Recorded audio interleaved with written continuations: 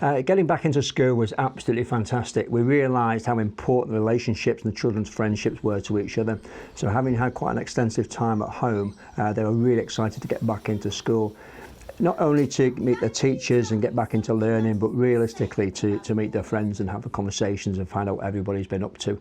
Every child's had a different experience. We realised that, and obviously as a school we've got to build on that and to ensure that nobody misses out. We have to utilise some of the experiences that we've gained over the last term or two to develop new ways of teaching and learning. So one example would be maths lessons. The White Rose maths team have put some really cracking stuff together. They're delivering lessons by expert maths teachers. So we're actually utilising those now in school, and our teachers are becoming support assistants in the classroom, watching the delivery and supporting children in the classroom. And that's something we hadn't thought about, you know, that's something we've learned since lockdown. It's a positive. It's just like being able to be back with your friends is nice because it's not the same experience at home on virtual stuff.